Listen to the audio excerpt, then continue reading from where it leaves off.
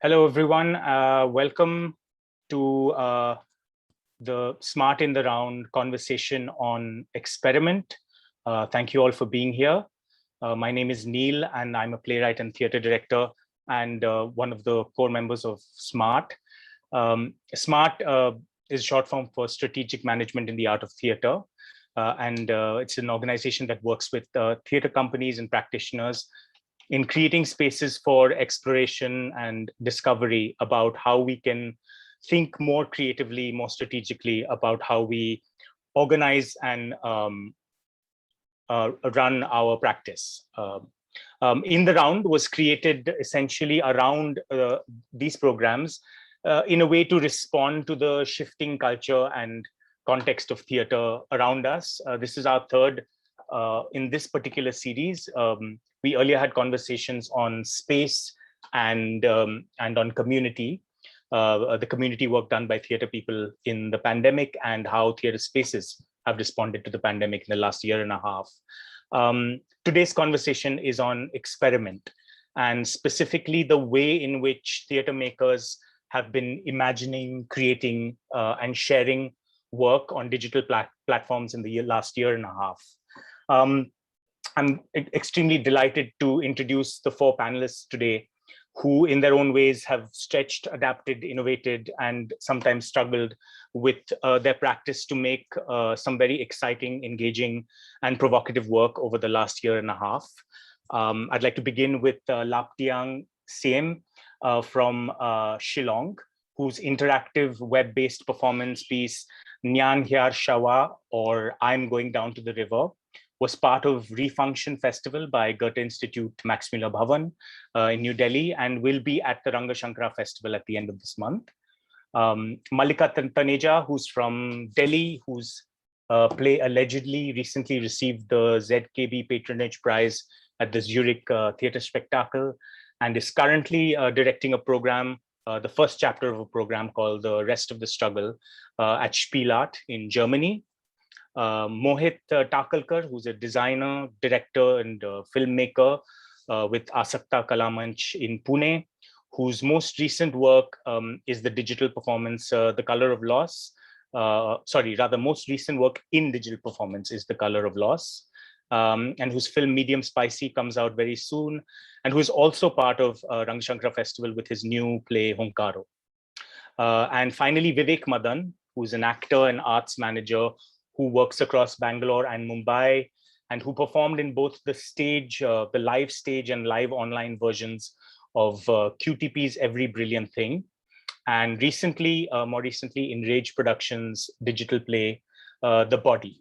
Thank you all for joining us at a busy time and from different parts of the country, and Mallika is all the way in Paris, and for sharing your experience with us. One of the reasons I'm extremely excited about this panel is because I think the work that the four of these artists represent seems to give us the opportunity to explore the word experiment itself. And here I'm very conscious that sometimes panel discussions in seeking to summarize experience and kind of find something definitive often add weight to the subject. But I think that there's something about the way all these four artists have spoken about their work that gives it lightness, that gives that asks questions, that expresses doubt, that says what can this be rather than this is what this is. And I think that is very much the spirit of experiment. I'd like very much to focus on the experience of the work that all of you have made in the last year and a half, and the directions in which it has challenged and engaged you and your collaborators and your audience. Some of the questions, how this will work is I'd like to ask the panelists some questions individually, and then we'll open it up for questions from the audience in about 45 minutes or so. I'd like to just go over some house rules for the smooth running of this webinar. The first is that if you have a question or a comment, if you have a comment, you can put it in the chat box. If you have a particular question that's directed to me or any of the panelists, please put it in the Q&A box that you will see below. We'll be checking on that. We may not be able to address all the questions during this discussion, but we will certainly get to the ones that organically fit into the way the conversation develops. Yes, the comment thread is open for you to respond to things people are saying. We will also be posting information about the panelists and their shows, their upcoming shows, in the comments box. Right. I'm going to jump right into it, and I'd like to invite Vivek, Madan, Vivek. You'll know that early on during the pandemic, you were one of the people who started the Theatre Adda, and I remember possibly even the first Adda, there was a conversation about in which Anurupa Roy had expressed that maybe this is a time to find new intimacies in the way that we make and exchange work. Mm-hmm. And I was thinking about your particular journey with Every Brilliant Thing, right. Something that a lot of people have talked about in the shift from working in physical spaces to working online remotely, is that intimacy of being in a shared space, the darkened theater, which is kind of a neutral area, is somehow lost. I mean, that's what a lot of people felt initially. And yet, when I think about Every Brilliant Thing, you went from one kind of intimacy, which is performing in the round, interactively with the audience, to actually performing from your own house, which is an entirely different kind of intimacy. So I was wondering if you could just share, I'd love to hear your experience of what that transition was like. How did it change the play and the material for you, which is also material itself is very personal. Right. Thanks, Neel. Right. Sorry, just trying to collect my thoughts. Please take your time. So when we first began talking about this entire exercise, I think Quasar, who has directed the play, and I both had our reservations against the medium in general, and particularly with this play because of the level of interactivity that it has. And just to sort of share that Quasar's original pitch to me, director to actor, was that he viewed this play as a piece with no artifice, right? The idea was to shed as much artifice as possible in order to make it more personable, more relatable, more easy, because the material that it talks about is intrinsically, innately, not necessarily pleasant and definitely quite thought-provoking and heavy. Now, that was one of the big things, one of the big hurdles for us to address when we decided to take the plunge and do this online. I think the first decision that we took wisely was that it should be live and that it's not a recorded performance with, a set of steady responses from audience members. And the other was that I would operate the camera, as it were. And that it would be an invitation into my home. There were a lot of hurdles that we discovered along the way, but speaking to your question in particular, was the fact that there were two kinds of intimacies that changed for me. One was with the audience itself, where we were no more in neutral territory. We were not on a stage at Prithvi. We were not, in Cuckoo Club or in Shunya. People were viewing me at my house, as you said, but also something we realized a little later in the rehearsal process was that I was also being in theirs. And that was a whole new paradigm to encounter, because suddenly how much can you expect from people when they're in the comfort of their own home? This is not an appointment where they've, at least put on outside clothes to go out and be sociable. They were probably just watching something on Netflix, or they were just washing the dishes, or they just walked the dog, so many things. So that was something that revelation, that not only were they in my house but that I was in theirs, was a big turning point in how I addressed the play, in how I addressed how I was going to sort of communicate. And the second intimacy was actually with myself. This is a solo show. There are no other actors, um, except for the ones that I pick out from the audience. But those are, you know, I discovered many things about myself, some of which I don't like, and that I didn't discover before, that I perhaps should have. But it forced me to look at specifically my body, how I handle it, how uncomfortable I am with it most of the time. Uh, because for two reasons. One, well, I'm constantly looking at it. Right? I'm constantly seeing myself on the screen, which is something that no theater actor actually has the privilege or the problem of.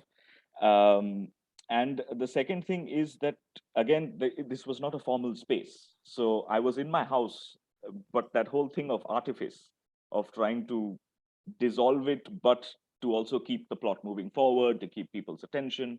And yeah, so those were the two kind of differences in intimacy that we encountered. Yeah, I mean, this I find the second point um, very telling and very. I mean, I hadn't thought of it in the way that you'd expressed it.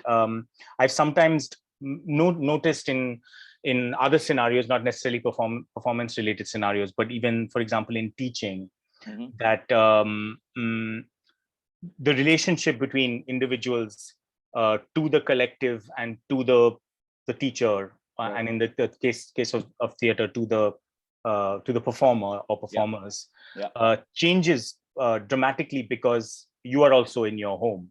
Yeah. And I know that sometimes, for example, I think that in Mohit's play, in Color of Loss, they tried to influence that by giving the audience themselves a set of instructions. And so that there's that shared responsibility of but yes, this idea that you constantly see yourself, I mean, it's something that I can never get used to. And I think that in a performance, that's a huge dramatic shift from it took a while to sort of get used to it. And sorry, the other thing I also wanted to mention, which again in my life I have not encountered with such clarity, is that it also brought me closer to my inhibition as a person and as an actor. I didn't think I had any, to be honest. I have long since abandoned shame and embarrassment. But this was new because suddenly I'm in my house and there's a part in the play where I'm dancing, I'm enjoying this piece of music, and it's a very high point, and it's essentially there to show the highs and lows of mental health, as it were. And suddenly in my house, I mean, I'm dancing like a maniac with a bolster in my living room. And I felt really awkward doing it for a very long time. Even some of the shows, it wasn't something I was able to abandon. I was able to counter just with rehearsal. It took some doing. And do you think that's because, I mean, you can see the audience, but you can't actually get the sense of them looking at you? I mean, the eye contact that one experiences in the theater, that's missing. Yeah, definitely. I mean, eye contact, laughter, shuffling, sighs, any reaction, it had to all be either imagined or self-generated. But are there anything that come out of the uniquely digital experience that replace these things, or I mean, not replace, but kind of become alternatives in how you kind of engage? Comments, for example, in some shows allow the audience to live comment, and I wonder if that's something that kind of that's not something we explored with EBT. And I honestly, I don't think we found a replacement for it. This was also really early on in the general overall sort of experiment journey as a community. So this was really kind of virgin territory in that sense. We just tried to. So this is something that I had said in some other conversation that I think somebody else said, where it's it may not be possible to to to to duplicate, but I think it is possible to replicate. And I'm not sure if that's the right wordplay, but you know what I mean. It's essentially about To find transporting. alternatives as opposed to Yeah, the and same again, thing, yeah. yeah, and again, Right. for whatever reason, I think the alternatives we found had to be found within myself, as Right. opposed to another device or another kind of prompt. Right. Thank you, Vivek. I want to segue from here into talking to Mallika, because Mallika's performance allegedly also shares some of this context, which is that Mallika also um, you performed from your own house. And what was interesting to me about allegedly is it presented two possibilities. One is this very private space of the conversation that you are having with another person, which seems to actually belong in the vocabulary of Zoom. Like it feels like a meeting between two people. And your use of the chorus, which is, I think, the other end of the vocabulary of which is very performative and very staged. And actually, the thing that I wanted to ask you to reflect on is how, in your experience with both allegedly and now rest of the struggle, the digital has enabled a kind of multiplicity. And by that, I mean on various levels, on what is possible for performers, what kinds of interactions are possible, what is possible between performers. I remember watching an early digital version of Allegedly in which you had 20 people in the chorus. And I know that there was a big struggle to facilitate that, but I also thought that, oh, in the physical space, this may have been even tougher. But also in the way that you write about Allegedly, a piece that is, forever in progress, is kind of developing. How many sort of multiple lives has it been able to have? Because it also started in the physical space and then moved online. And I wonder if you can reflect on how, as a maker and with this performance and also rest of the struggle, which is full of different kinds of multiplicities, how the digital has kind of enabled that, and whether that the struggles, the possibilities, etc. Yeah. I mean, truthfully, had Allegedly not gone on the digital domain, it would have remained the two-hander that it was in the physical space. So there would be just two actors in it, and it would continue like that. And actually, that was the plan. In 2020, one was supposed to create it as a fully formed piece, as a two-hander, and then carry on performing it, also in the international realm. But when the pandemic hit, and then one had to kind of really struggle and figure out, okay, how do you make this transition from physical to digital? How do you mitigate this space? Because Allegedly is interactive, and it was very much so when it was a live piece. We used to ask people questions, and people were given yes and no cards that they were to raise live there and then. And the reason they would do it is also because we looked at them. We spoke directly to them. Otherwise, there's no, I mean, we couldn't figure when we were making this digital sort of transition, we couldn't figure what's really going to prompt people to, even if we were, because before it became a Zoom piece, it was becoming a video installation. That's what we were going towards. But in the video installation, this was a big question. Like, if we are not there asking questions directly to people, if we are not able to look into their eyes, which is the crux of theater for me, to be able to look into somebody's eyes and have a conversation with them, then what really prompts them to participate? And really, I could not understand. That was the reason the chorus came into being, because we were trying to say, okay, there could be our little audience, and then one thing led to another, and then they became what they became. And it also opened the possibility for me to invite multiplicity into this story, that suddenly, from the rehearsal to the performance, suddenly this stopped being just about two people or this one woman story. It became about so many more entry points into that story. And I think that has really enriched the piece. The multiplicity has also extended itself to the realm of the audience, where there are many people we have reached show after show that would never walk into a Max Muller Bhavan or wherever else to watch any piece, let alone because generally, people are happier, I think, many times at home. So they are happy to have the conversation at home. With the rest of the struggle, it's a different thing because I am not present in this first iteration as an artist. So I take on rather uncomfortably the position of a curator in this, a person who's the put togetherer of this entire thing.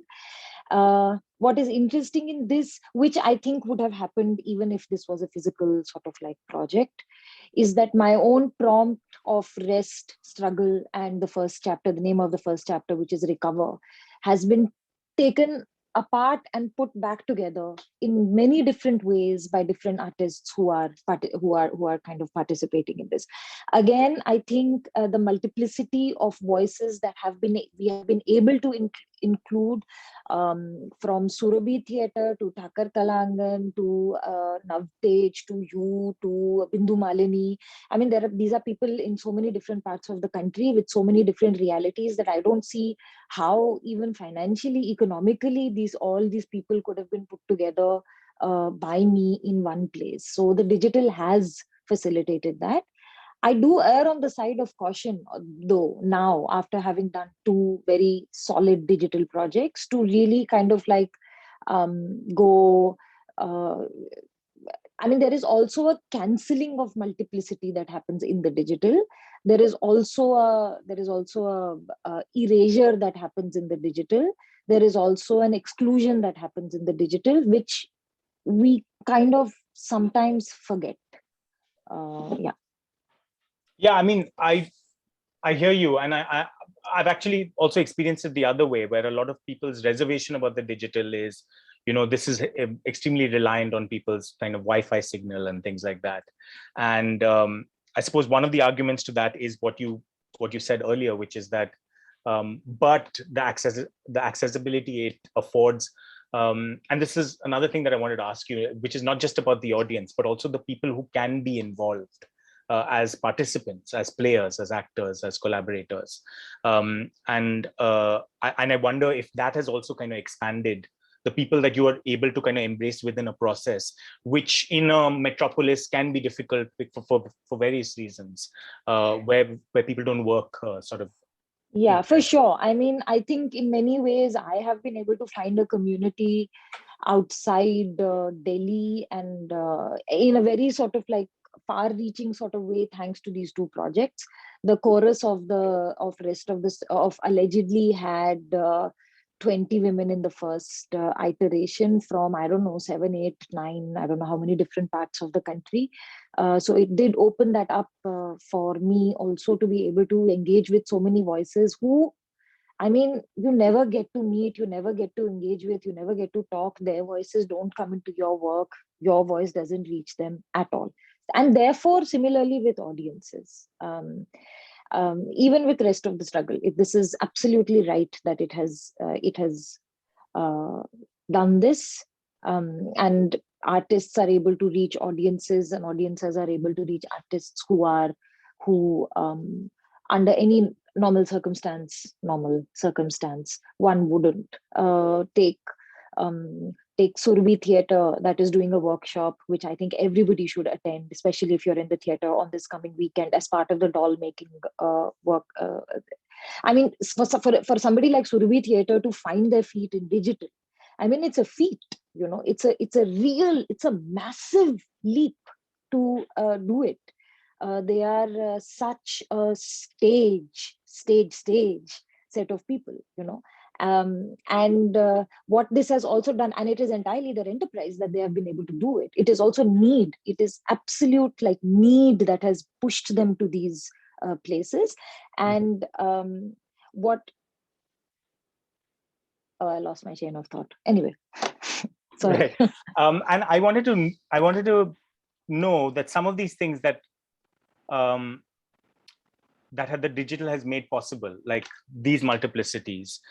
I don't know if you've thought about this, but I wonder if there's a way that they now that they exist for us in our reality as performance makers, as people who create sort of opportunities and create exchanges, is it something that is going to drive us to make our practice, offline practice, more versatile, more open, more inclusive? Because I think that it's also drawn attention to that, like when you start to see audiences attend something that you've made that have not been coming to spaces, it also draws your attention to, how do I reach that audience? Like once I go into the physical world, is that even a possibility?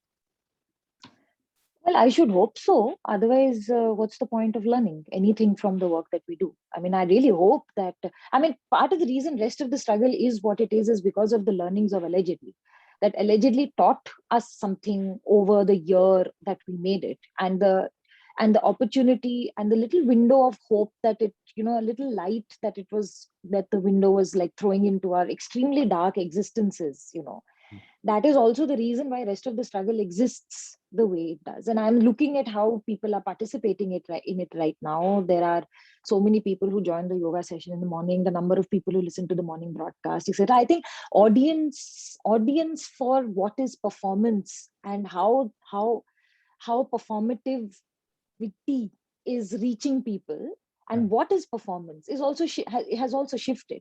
So yeah, obviously when I now go back into the physical space which I'm looking to now, this has to permeate into the work that I do now. I mean, one can't forget that this happened. This has happened in a moment of time. It has happened in a moment of time in history, and things have forever, the ground beneath our feet has forever shifted. We can't go back now into the theater thinking ki, "Arey, ye to hua hi nahi." This thing that happened over the digital was a blip in time, so I don't see how else to sort of walk back into the theater at all. And then to also question that, then if the digital is making me reach all of these people, and that means all of these people are also my audiences, then why don't they walk into the theater, and how can my theater reach these places, or how can the theater or performance or whatever else it is that we do, then how does it reach? And these are not also new questions. Thank you.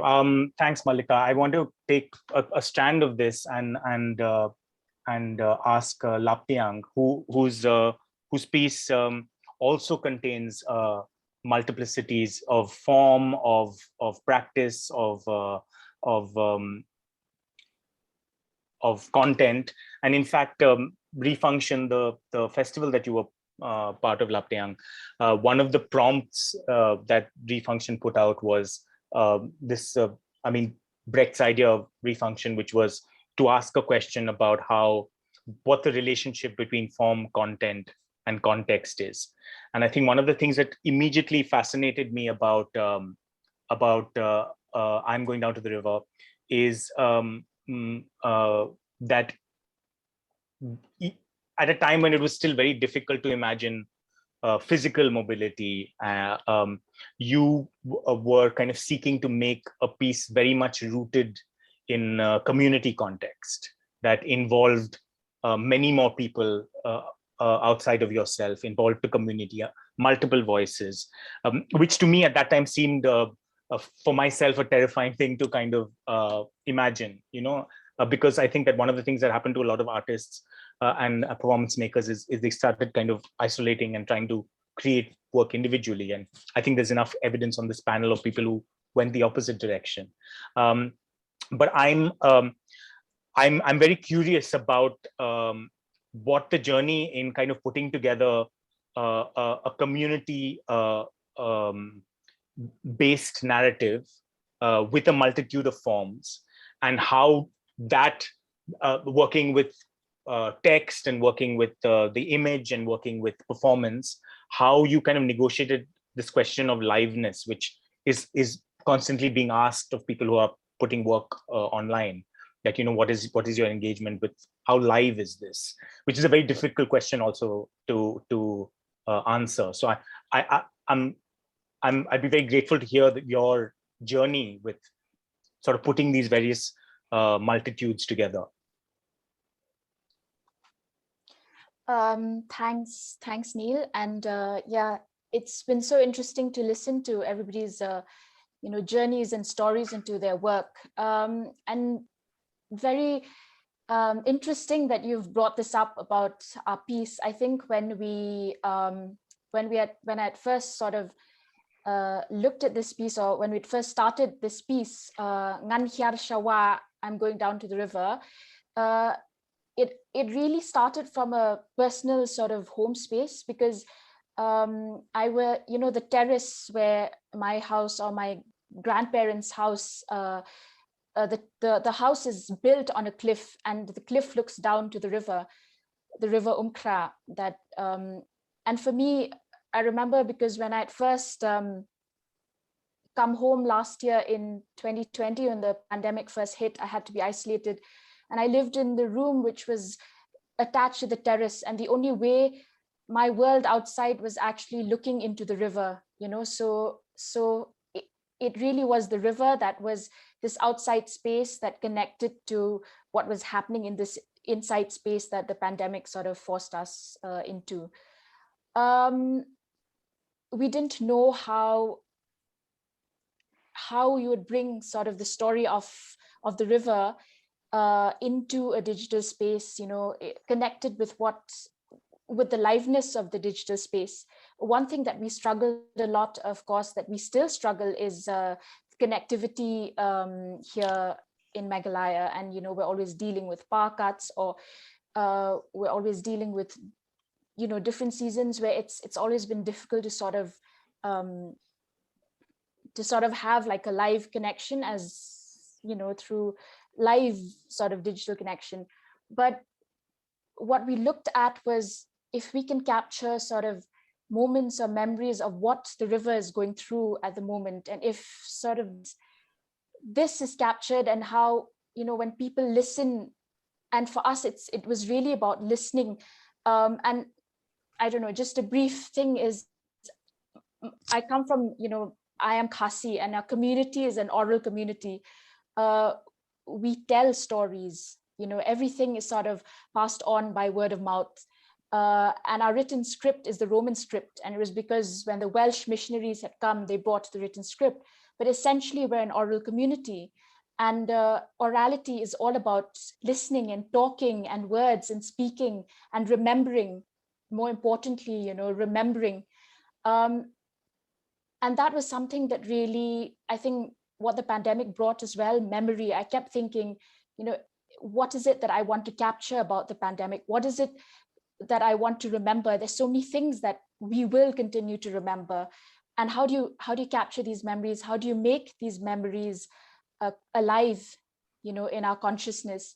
And perhaps for me, that's where the liveness comes into play. How do you capture certain memories? And if they exist in this form, as we've put it in this piece, you replay it again and again.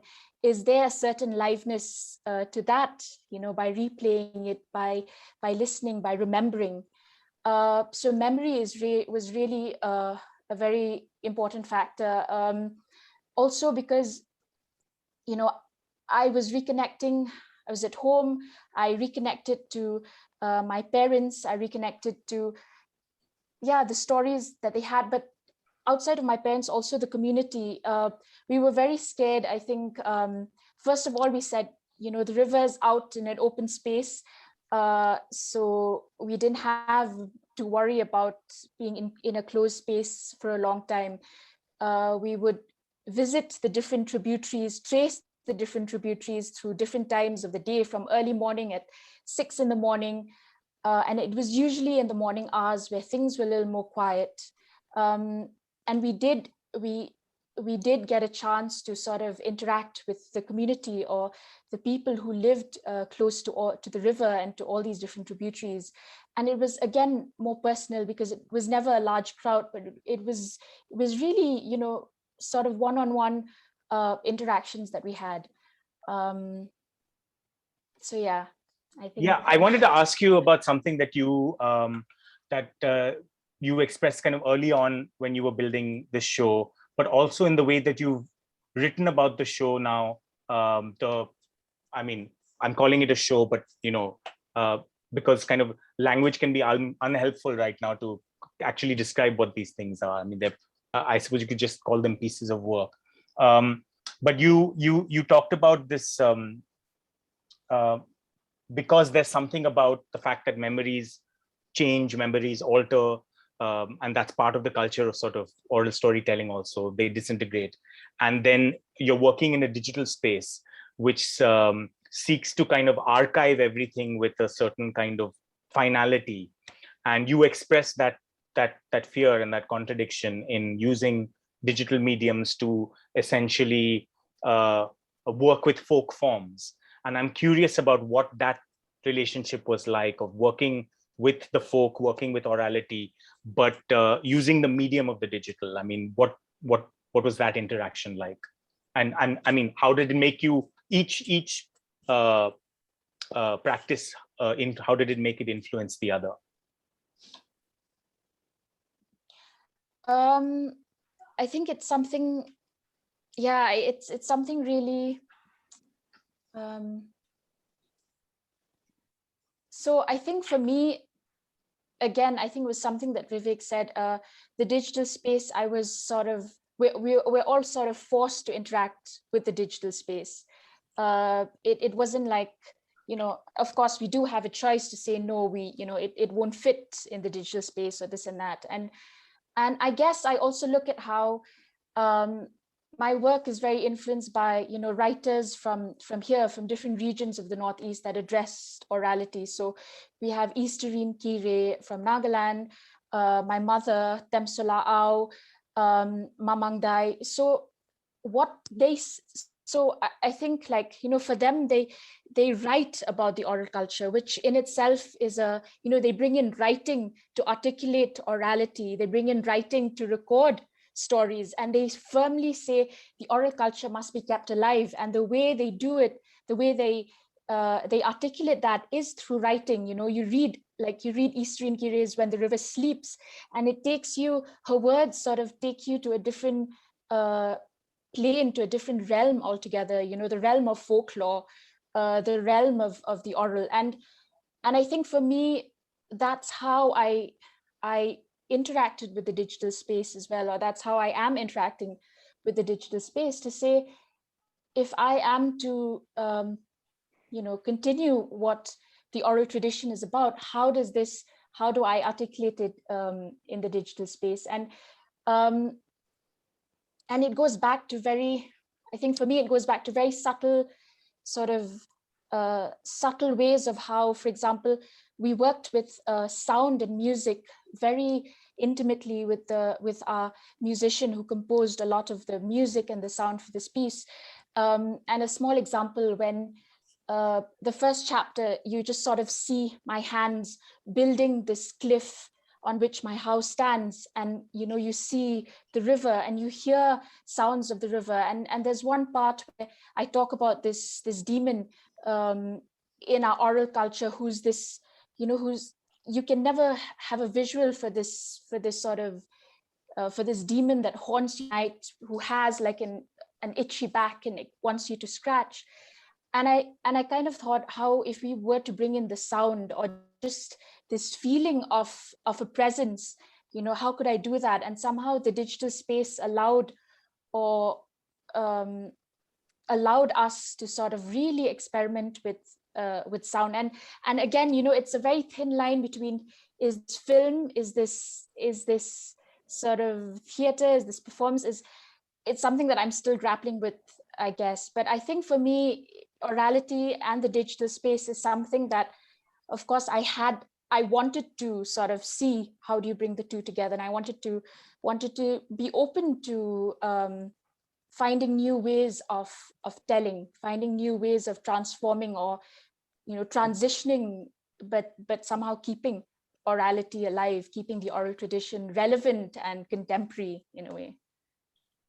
Thank you. Thanks, Lapdiang, so much. I want to transition from what you've just said about this confusion of what does one refer to this as, what does one call this, and transition to asking Mohit this question, because one of the things, again, Mohit in his Mohit, in your director's note for Color of Loss, you talk about going through this question while you were making the piece.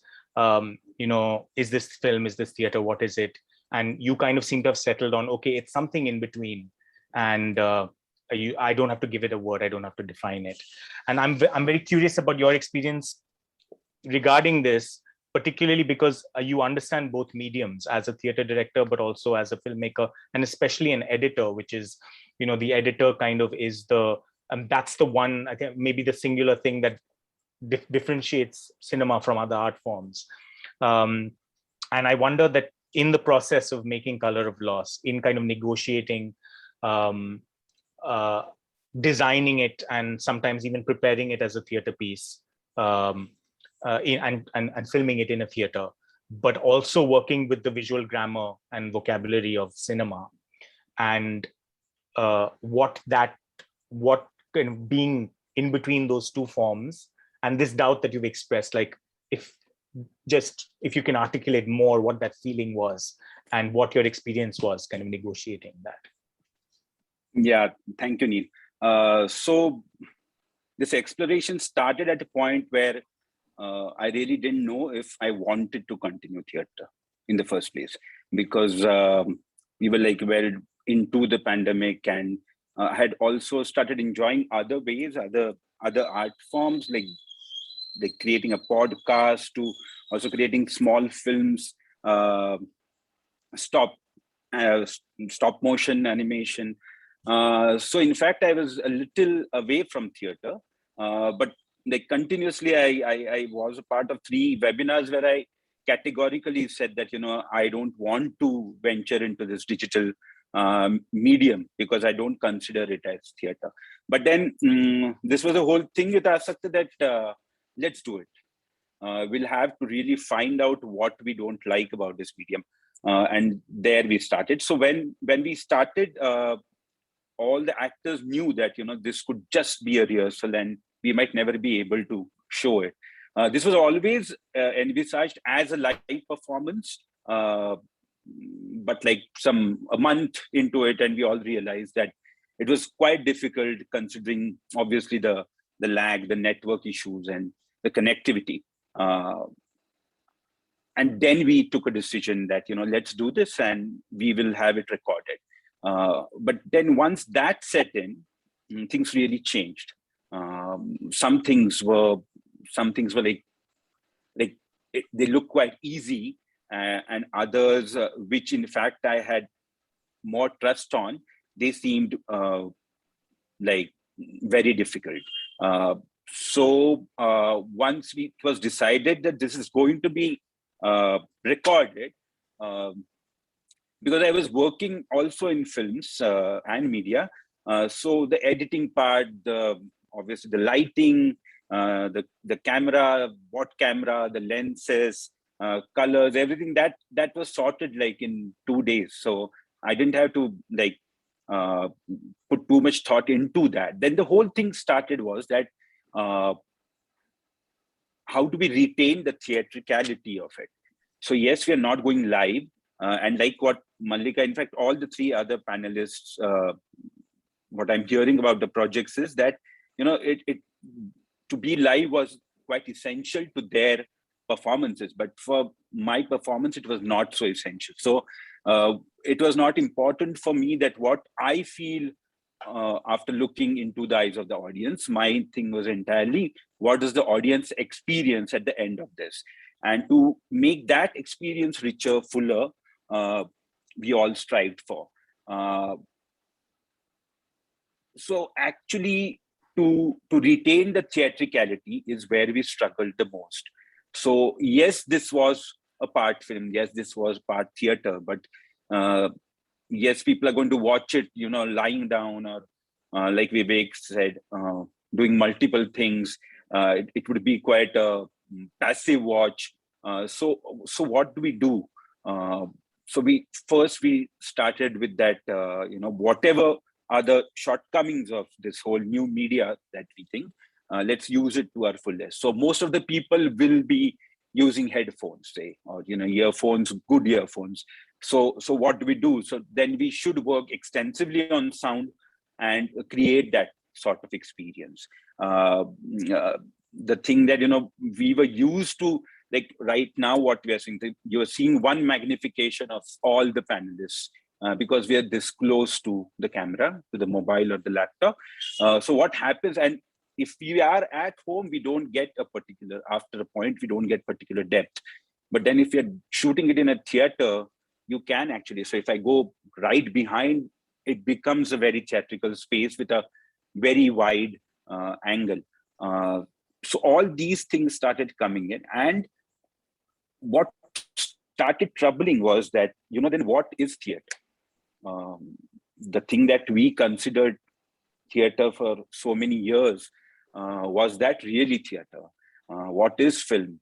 Is theater and film, are these mediums really so pure that they can't be meddled with, and can't we have more the other media entering into it?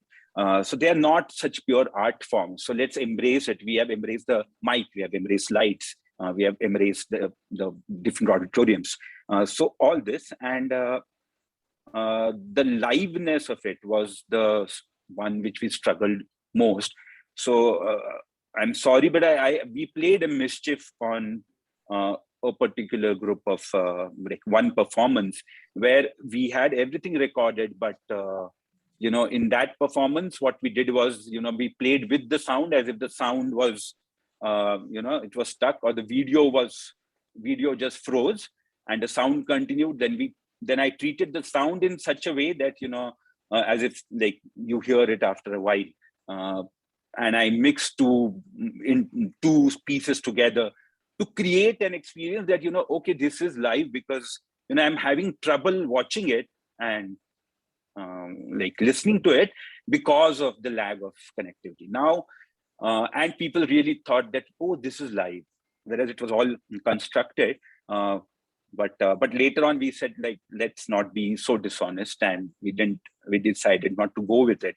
But yeah, so more or less that was the experience. I mean, just in response to this, one of the things that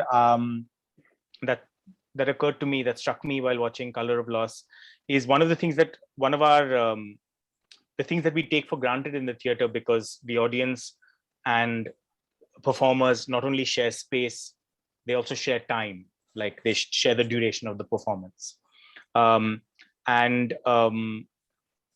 in some level, that's true of the digital as well, except that it's not.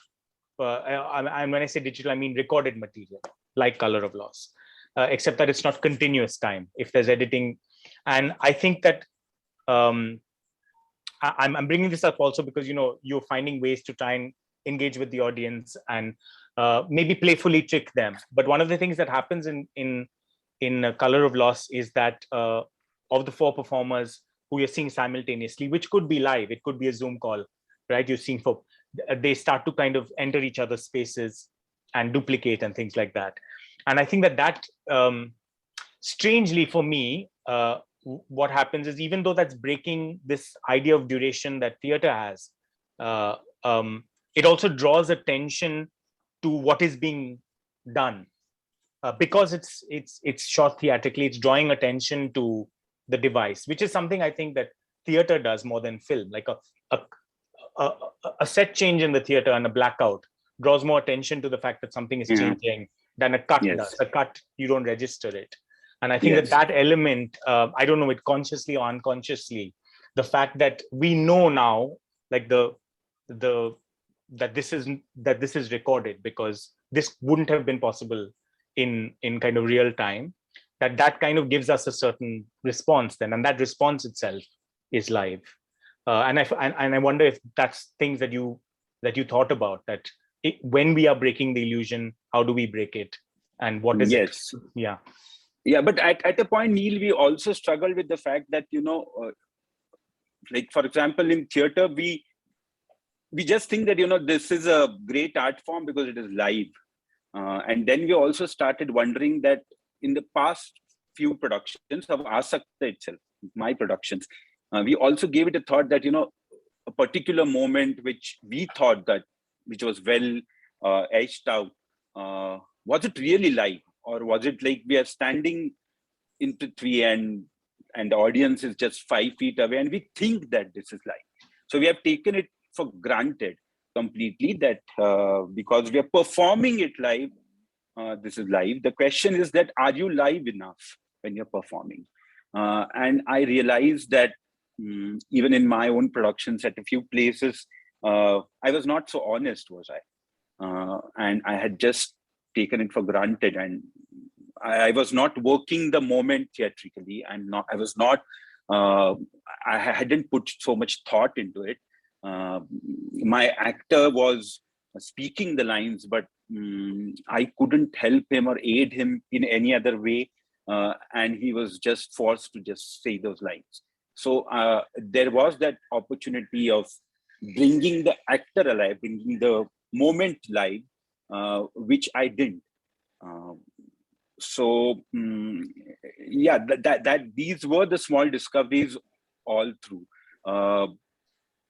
Like now I have directed a piece called Hunkaro, which will be in the Rangshankara festival. And surprisingly, I have 6 actors on stage, but they don't move. They hardly move, and they don't look at each other at all. So again, I think, this whole idea of Zoom windows where, if you can create an illusion that you're looking into each other's eyes, but maybe not. But surprisingly, this piece, and it was not thought of, but the piece took this shape that where none of the actors look at each other. So I think a little bit of what we found in Color of Loss, we were also trying to extend into the live performance now. Yeah, I resonate with this a lot, Mohit, because currently, as part of Mallika's Rest of the Struggle project, I'm doing a daily audio short podcast. And the initial idea was to get 6 or 7 episodes ready beforehand, because it's all recorded material. And what shifted was I was not able to do that, and now I have to prepare on a daily basis the podcast for the audio piece for the next day. And I found that the liveness of this, for me, because for the listener it's in the listening, but for me it's in this actual spontaneity, pressure, kind of impulse to kind of put something together in that moment where you actually can't be complacent. And I'm very moved by that thought, that to ask ourselves the question, even when on stage, how live are we? Thanks a lot, Mohit. Thank you. I want to just, I have a couple more questions which I just want to put out there and invite any of the 4 panelists who kind of feel like they have a response to that. And if you have no particular thoughts, I think there are a couple of questions in the Q&A box. One of the questions is, which is something that I think that I struggle with, because I'm generally, I think, struggling with how dependent and available we've had to become to our devices, even more so over the last year and a half. And I wonder, as performers, when you're using technology, or when you're conceptualizing work, designing work, you're essentially working with a technology or platforms that have become extremely mundane to people and every day. And I wonder what strategies, what ways you have all discovered in your work to subvert that, to challenge that, okay, if I'm working with Zoom, or if I'm working with WhatsApp, or if I'm working with Instagram, how do I make this not part of this person's daily experience? Or do you even feel that impulse to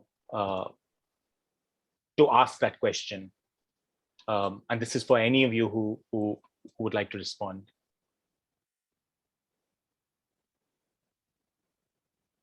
Yeah, actually, when we were making this piece, when we were transitioning allegedly to the digital space, I was actually in conversation. I was advised by a filmmaker, Hansa Thapliyal, Because I didn't understand, because I have nothing to do with film and I continue to not have anything to do with film. So I didn't understand a lot about the screen, about how things shift when they go to a screen, camera, this, that, etc., etc. And she was helping me see things in a certain way. We were watching things together, that used theatricality but were film, and then we were going through all of these things. And one thing I realized very clearly is that I am not making film. There is no chance that even though it is on screen, it is theater. That's what I know how to make. That's the language that I want to speak in.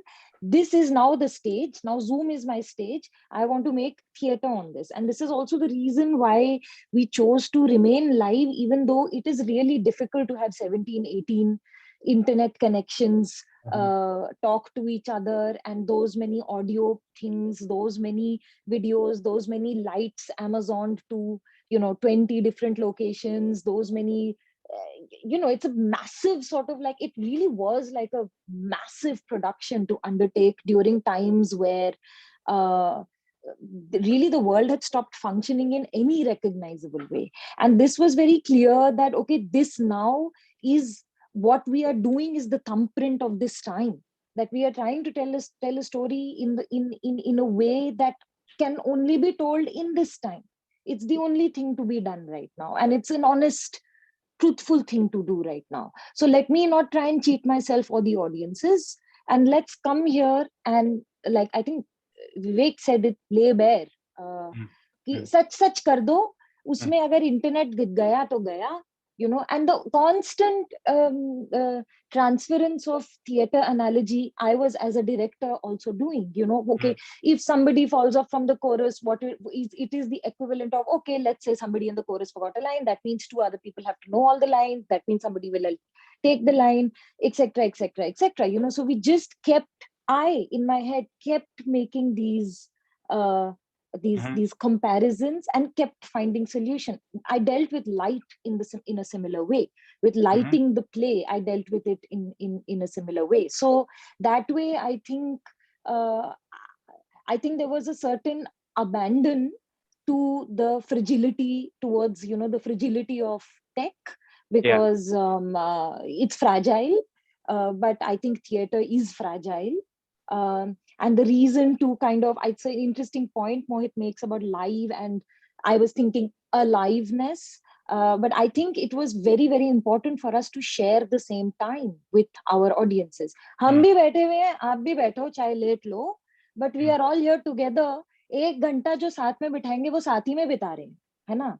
So it is not pre-recorded for us. It was very, very important.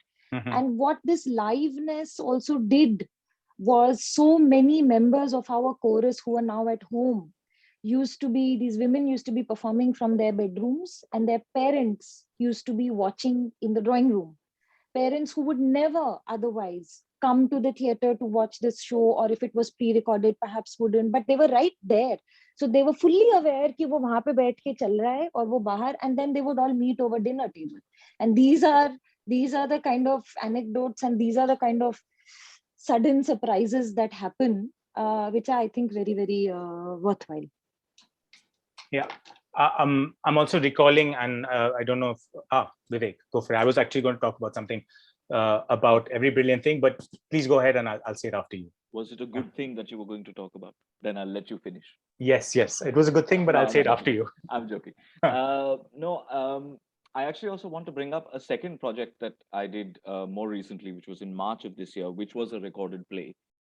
This came out of a workshop or a program that Rage had done in collaboration with Enact Productions, a company in the US, where a bunch of playwrights were mandated to write scripts with certain conditions, that I think there could only be 4 people. None of them could share screen, and that it had to be over a series of video conversations, each of these plays, right? So they were building that context for digital theater. And that was an incredibly different experience for me. So when it comes to your question of how do you make it different, I think actually they're much the same questions that we ask ourselves if you use digital, or if you view with digital or technology or the internet or Zoom or whatever as a tool. Why are you enrolling it? what is its purpose? What is the frame within which it rests, right? And are the answers to any of these questions compelling and germane, right, to whatever you're doing? So for in the body, it made complete sense because it was written for it. It was written with that structure in mind, with that rhythm. And coming to it purely as an actor, it was very different for me because it was mostly just this much, right? Because I was using my phone as a medium of both conversation with the audience as well as conversation with my fellow actors who I never shared the space with while recording. And that was a very different, not skill set, but a different aspect of the skill that I had to bring to bear. Again, comes back to the whole thing of the body and where does tension lie and all of those things. Yeah. I mean, no, the thing that I was going to bring up was with Every Brilliant Thing, again, because it was early on in the lockdown. And you mentioned this when you were talking about your self-consciousness. There were times when, you would move the camera or the phone or your laptop, I think you were using, to a certain angle that kind of completely changed how the audience saw your body, depending on how kind of what the angle of the camera is. And this relates to what Mohit was saying, like our expectation of Zoom is this of general conversations online is this certain kind of medium close-up framing, and the moment you see somebody's knees, it becomes what the hell is going on. And I think that's to change the expectation that one has over technology is also something. I want to move over to some of the questions that have been asked in the box. Samira Iyengar asks, for any of the panelists, how has your understanding of the essence of live performance evolved or changed with your experience of the digital? I think some of this has been spoken about, but if Lapdiang, if you have any thoughts on this, or any of the panelists, how has the essence of live performance evolved or changed with your experience of the digital?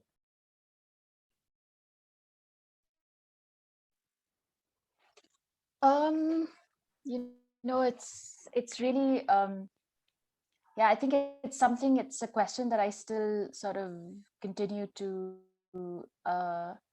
ask myself.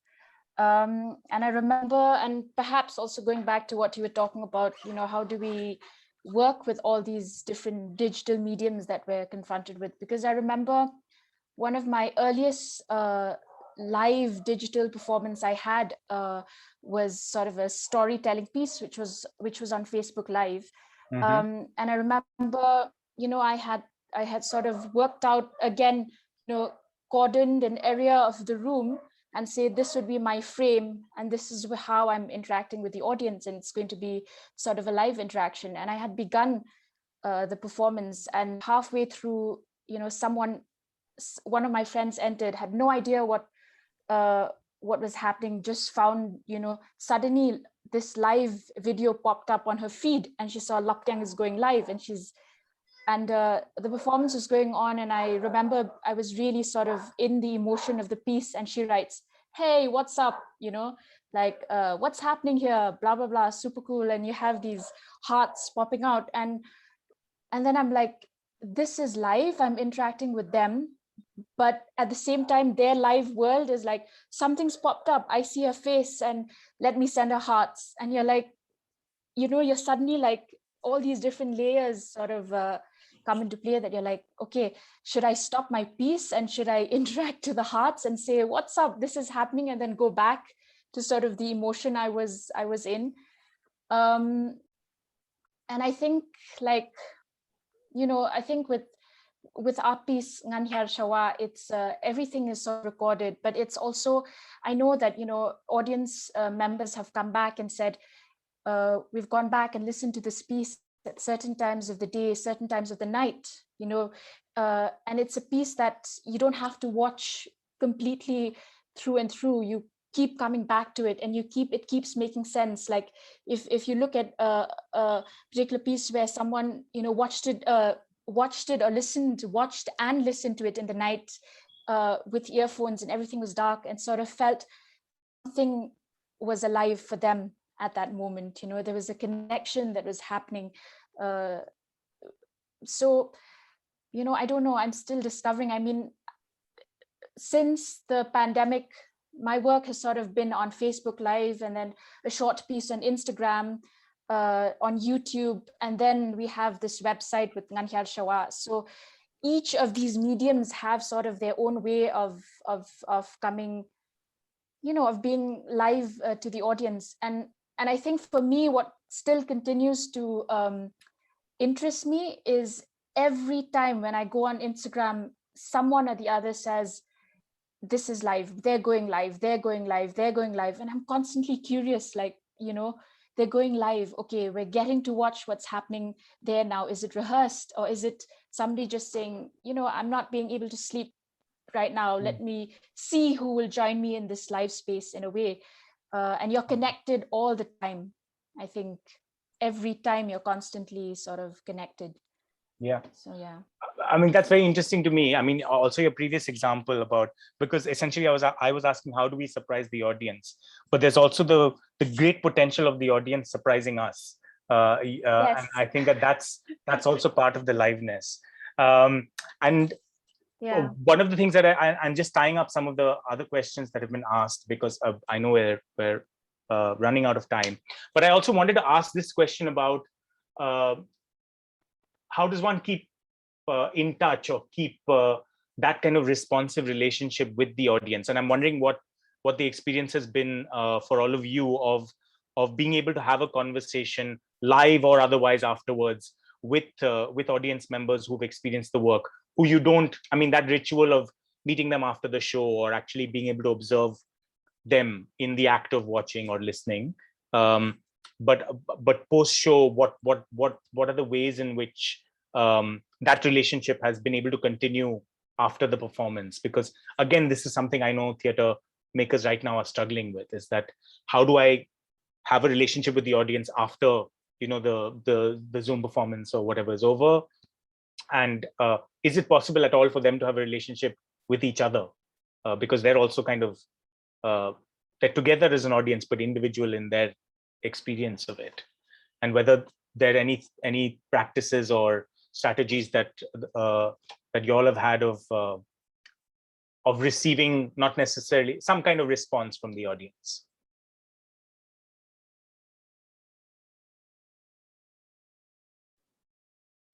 Shall I go? Sure. Yeah, Vivek. So this was, given that Every Brilliant Thing deals with the material that it does, which is mental health. This is not something that I think we intended to do when we started out, but after a week or so of rehearsal, and I'm just giving you a brief background here, it would really weigh very heavily on me. Because again, it's not just the audience, it's also the rehearsal process, where after rehearsal there's a wind down, there's a chai, there's a conversation, there's we're going out for drinks or dinner or a film, whatever. And that was very helpful, which wasn't possible. I was still in my house, I was still alone, I live alone, and so on. So we would spend about 10 minutes, QTP made it a point to spend 10-15 minutes online after the rehearsal chatting with me. And we realized that this would be the same case for the audience as well. That they would also want to share or not share, as the case may be, but just be together, however together or not we were. And it was, honestly, it was far more than I expected, in terms of the sharing, in terms of the warmth, in terms of the response. Those were times when I didn't really miss the backstage at Prithvi, or coming downstairs at Rangashankara or anything like that, because it was very, very familiar. It was very comfortable. I'm not sure how much the audience kept in touch with themselves, because I think the thing about digital theater is that a lot of people watch it alone. Even if they're in homes with family and friends. So I'm not sure about that, but definitely it helped me, and I think it helped them, because it was a one to several kind of. I spoke to some people who've also been making digital work in the past year and a half, and Varun Anand from Kevalya Plays, and as a company they've done a lot of work over the last year and a half and embraced the digital in a very full way. And one of the things he said is, while watching allegedly the polls that happen in the online version, and when you kind of you asked a question and you respond, and then I think the results come up, you suddenly become aware of the fact that you're part of a collective, and that, your kind of individual engagement with the screen has suddenly become, oh, I'm one of 23 or one.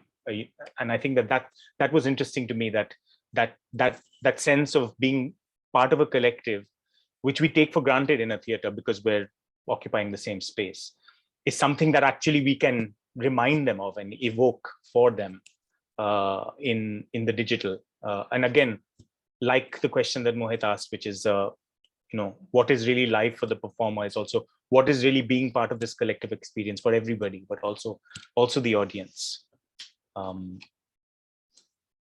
So if I may, yeah, please. If we also in Allegedly had this chat box right at the end, we opened the chat box right at the end, which on the first show we had this outpour of thank yous, and really, I mean, I have to admit there's a loneliness to this digital theater. It's very lonely. It's lonely to shut your computer and then be like, okay, there's nobody, especially if you live alone, as I do. There's nobody to chat with about the show. There's nobody coming and giving you a hug. There's nobody going for a drink. I mean, it also used to sort of like drive home the point of isolation. After doing this entire community thing, it used to really sort of like wrap you back and say, no, you're alone, and there's something painful about that, which I must really sort of like underline. So many times we had birthday parties on Zoom because somebody's was birthday. We had a celebration, we had this and we had that, and we were also aware that once we leave the webinar, then everybody's gone back into their own silos. And at the same time, during the second wave, it was in the thick of the second wave, we were doing a show, and when we all met each other online, I know that the feeling everybody had was, I'm just really happy to see you alive. You are alive. You are not dead. You are not taken away by this right now, And there is also something to say about this. And I performed my show Thoda Dhyan Se 2 weeks ago. For the first time in 18 months, I stood on stage in Amsterdam where nobody is wearing a mask. So I didn't wear a mask and audiences are not wearing a mask. And I have to say, there was some kind of homecoming that happened in my body, my mind, in that theater. I mean, I missed it. So I didn't know how much I missed it till I did it, I didn't know what I had lost till I walked back into it. So I think there is something to be said about this. Yeah. Mm-hmm. Yeah. There are some multiple questions here, but some of them are huge. I mean, not in size, but in implication. And I want to kind of maybe, I mean, it's just some things I think for us to think about imaginatively, collectively, individually as we move forward, because I don't think we have the room to answer them right now.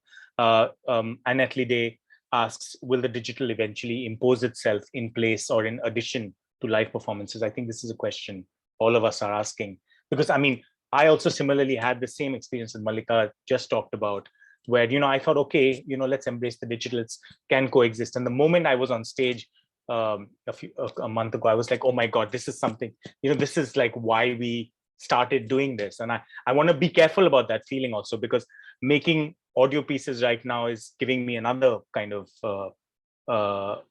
excitement.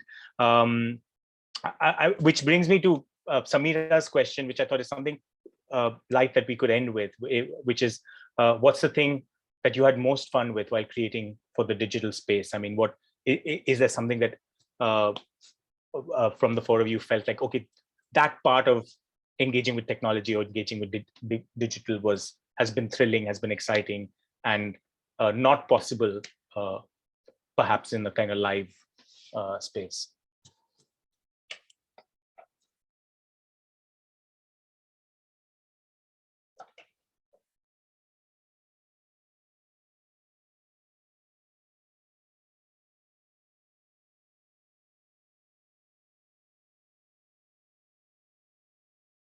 Nobody had any fun? I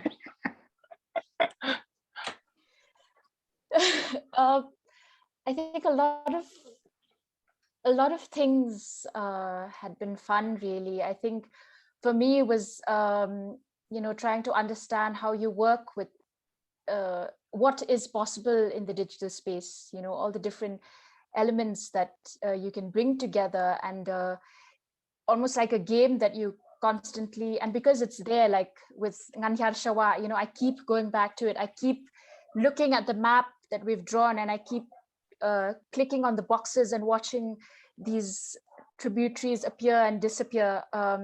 It's really exciting for me, I think, to go back, to keep going back to my digital work. And it's funny because I think Vivek had mentioned about you're constantly seeing yourself on the screen, and yes, it's very uncomfortable, but I've also got into this habit of rewinding and going back to all the different performances I've watched and studying them very intimately. I think the other fun that I had was also somehow my relationship with the camera. Sort of, I liked the intimacy of the camera. I like what sort of whether it was just my hands or a part of my back that it could capture, and something about the intimacy that I sort of am slowly establishing with the camera. I find that really exciting for me. And there was something else, but I've forgotten. Yeah, sorry. Yeah, I also resonate with that. Because I mean, sometimes I have the experience. Oh, sorry. Go ahead. Sorry, Neel. No, what you had said as well with your podcast, your morning podcast, you're developing like this sort of new relationship with sound, with voice, and that was something for me as well. When I sort of worked with sound, worked with voice, it's much, because the technology sort of it's so fine, you can capture such sensitive, tiny moments of feelings that stays with me, really. So yeah, sorry.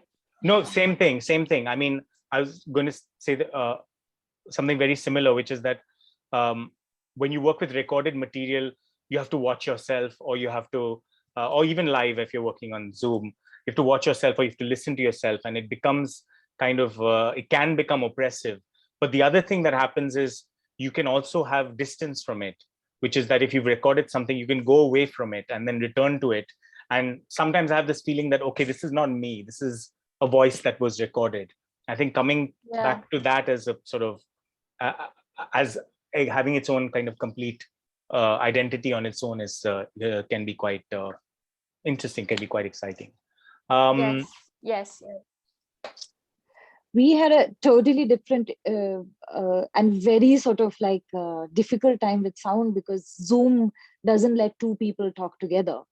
So while trying to be a chorus, we couldn't be a chorus, like in like a voice, a chorus, And what this did was force one also, which, I mean, all of it is fun. I mean, the challenges were fun. I mean, they were challenges. I mean, and to try and figure, okay, then what is the quality of togetherness? What is the quality of doing something together when actually everybody is a beat after each other? There is no togetherness, actual togetherness possible. So how do we, like, no, you can't be in sync. You are by default out of sync. So we have a chorus that is by default out of sync, and it brought to fore in our discussions very new and interesting positions and point of views of togetherness, of solidarity. For example, this was a very crucial sort of like pivotal point for us to understand solidarity, and intimacy, and how to do intimately theater over this. So, and very revealing, very revealing sort of like observations made. In the process. I would like to add something, Neel, that when it was all normal and we had this thing that everyone around the country. We have these 15, 16, 20, 40 practitioners working at the same time on their different projects. But here, what was really heartening was that that I was sure that whoever was working towards a new piece on digital, they were encountering exactly the same problems. And that was amazing. And because this is a new medium, if we say that it's a new medium, it has no rules. Because in theater also, like, though we are free to do what we want, still now, whatever my practice is for past so many years, there are some unsaid, unwritten rules that I've made for myself. And here was a chance where, because nothing was right, nothing was wrong, it had to be fearless. So just let's try it. At the most, like in rehearsals, what we do is that this moment would seem very flimsy the next day, and we might just chuck it out of our process. But this whole thing that, let's do it, and let's do it with the team, that was extremely enjoyable, because while I was doing this piece, the younger lot of Asakta every day used to, get together, jam, and create different videos and different circumstances. So this whole thing that, everyone is working together. And even I had friends across the world, and when we used to exchange emails or Zoom calls or Skypes, everyone was facing the same things. And that was really fun, I feel. Yeah. We were sharing that space together. Yeah, I've heard that from a lot of people.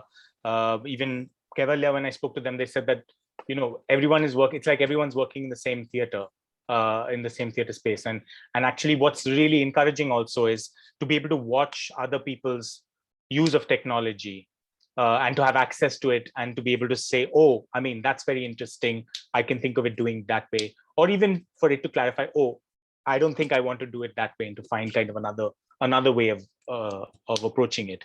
But on that note of solidarity, of us all working at the same time, and kind of embracing and struggling with technology and imagining kind of new possibilities for our practice. On behalf of SMART, I'd like to thank Lapdiang, Mohit, Mallika, Vivek. Thank you so much for taking the time to be here, for sharing your experience, and for sharing your work. Thank you all for being here. Those of you who've attended, please, there on our chat box, there are links to upcoming ongoing performances by the 4 artists on the panel. So please do check those out. This is our last in the series of conversations called In the Round for this year. And I'd like to thank our partners, India Foundation for the Arts, as well as the Goethe Institute, Max Pillow Bhavan, New Delhi, who have supported us and make this possible. Thank you all very much for being here, and good night, and see you either in a theater or on a screen somewhere. Thank you. Thank you. Thank you. Good night. Thank you all. Good night. Thanks. Good night. Good night.